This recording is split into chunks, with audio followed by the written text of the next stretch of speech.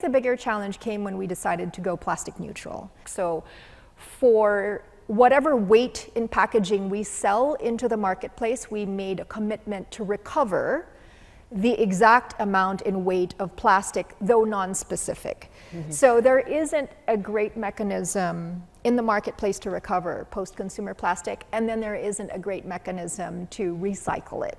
So we had to be creative, and we wound up talking to our two partners right now. One is the one that builds eco bricks that we use to build our classrooms. So they take post-consumer plastic, mix it with cement, and come up with bricks that build our classrooms. And the other one is a waste-to-energy company, because there isn't a set path for companies that want to be sustainable. So you really have to kind of carve out a path for yourself. Sunny, on your end, Yes. you've actually scaled up your farming supply chain systems in a big way. And last year, you've launched as well a traceability sourcing system. Yes. What sort of progress have you made? Yes. So I think the answer to finding scale is through innovation.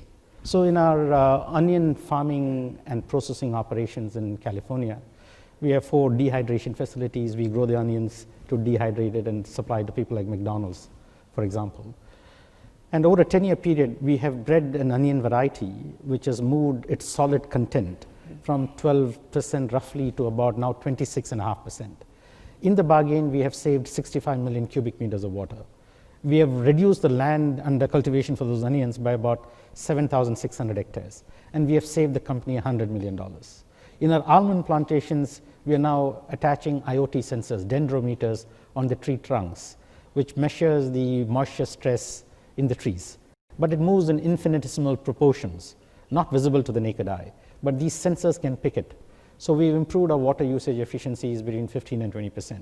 So what your employees and your colleagues are looking at is your sustainability philosophy or objectives or vision rhetoric, or it is really lived in the company in terms of real practical examples of things that you do. So April of 2018, we launched what you were referring to as Olam ATSOURCE, which is for all the raw materials and ingredients that we supply to our customers. We give them information on 90 sustainability indicators. And this would include environmental indicators like what was our carbon footprint, what was our waste footprint, what was our water footprint, like Delman was just referring to in his supply chain as well, but also social indicators. How many farmers, we geotag those farmers, where they're located, how many family members in that household, how many women farmers, or how many gender diversity. But capturing that sort of information across all your supply chains is going to be costly. How much are you going to have to spend on this? About $28–30 million. How do you account for something like that? So all that everybody sees today is that it is a P&L item, and my P&L has been reduced by that. But I believe there's a huge strategic asset, and we are deriving 3 benefits. One, we are deriving the benefit of getting some pricing power with the customer. I'm selling commodity. We all sell the same product with no differentiating attributes. So if you want to get some pricing power in that context, by providing these solutions of traceability and supply chain provenance and everything else, you're getting some pricing power. We're getting a larger share of his wallet.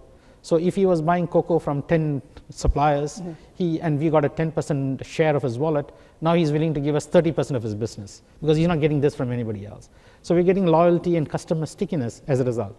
My employees are walking on the balls of their feet. And as a result of my employees getting inspired, productivity shoots up to 250%. I don't need to really supervise them.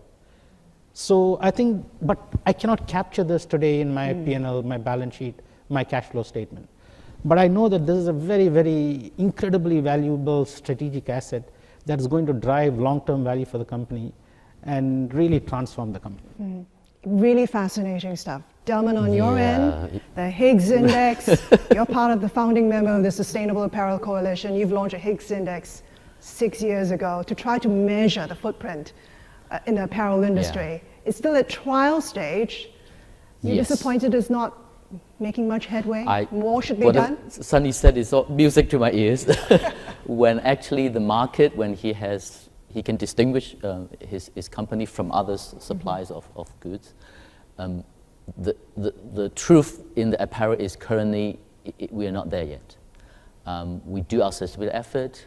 the brands and retailers hear what we do, but when it comes to pricing, sustainability is rarely a part of it. Why is that the problem? For me, it's because consumer, they want to buy sustainable clothing. But if you were to go out tomorrow, to buy a shirt, we don't know where to find sustainable brands and what are the practices behind. So traceability to the whole supply chain in apparel, that's actually one of the aims of the HIGG from the Sustainable Apparel Coalition. The HIGG is to set a common language for all apparel goods and measure the sustainability impact all the way from farm to spinning and weaving, to garment manufacturers such as ourselves, to the retail stores, as well as to the brand practices as well.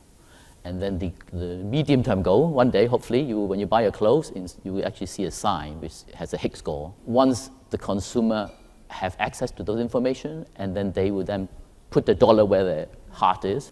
Another inconvenient truth is actually we haven't agreed on a standard yet. So HIGG index currently doesn't have a social module yet, because we're still harmonizing. Will it happen one day? Yes, it would. As soon as this HIGG gets traction, I think the rest will follow. Hi, I'm Christine Tan, and thanks for watching Managing Asia. Do check out more of our videos by clicking on the boxes on the screen. And don't forget to subscribe to our channel for more from CNBC International. Thanks for watching.